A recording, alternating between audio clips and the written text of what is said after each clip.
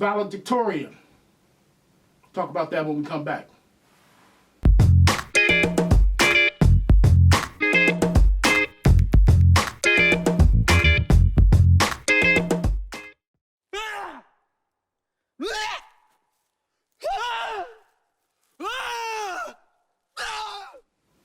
This is Rob Bell, and this is Rob's Rant.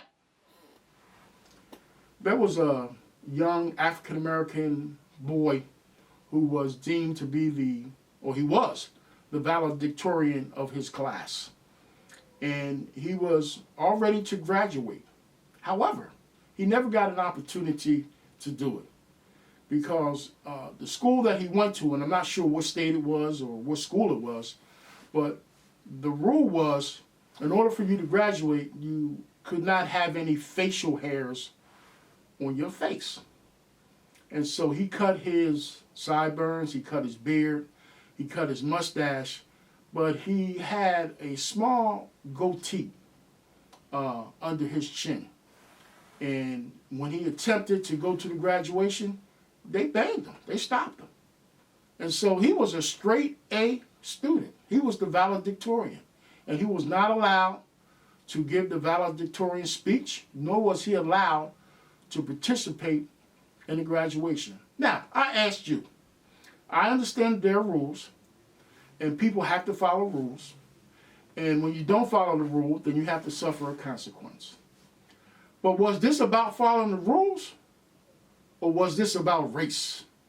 Or was this about the fact that we have a young black boy who had the ability to get straight A's and somebody didn't like that? So as a result, there was no concession for him to participate in his graduation and get the accolades and the honors and the praise that any other kid who was a kid who received honors would get. I think it's the latter. Now, I'm one for following rules and regulations. I'm one for understanding that when you don't, there will be a consequence for it. But there is a concession for anything.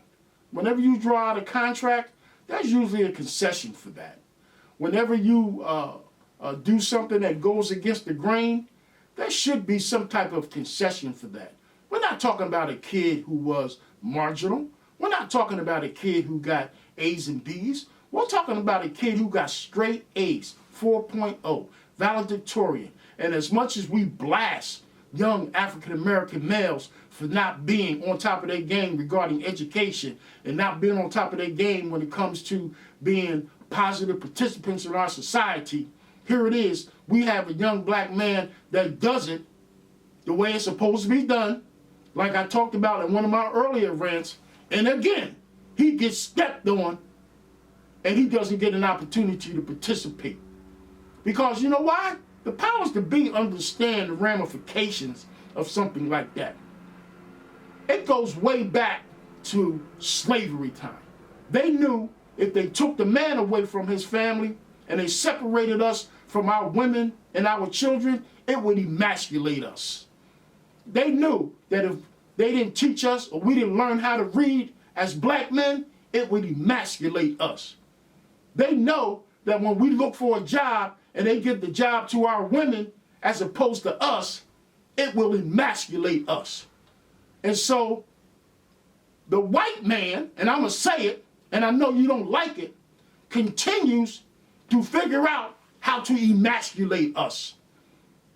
And as long as they continue to do that, they think that we will not move forward and do things in the way that we need to do them.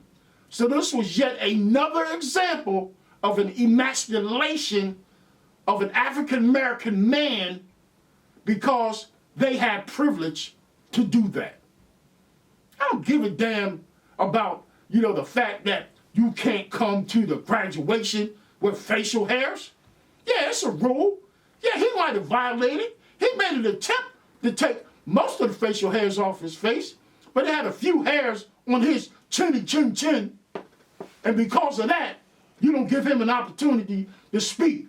You don't give him an opportunity to feel good about himself. You don't give his family an opportunity to stick their chests out about the fact that they have a kid that's doing it the way it's supposed to be done. So you prohibit him from coming to the graduation. You know, and I know, that that's some bullshit.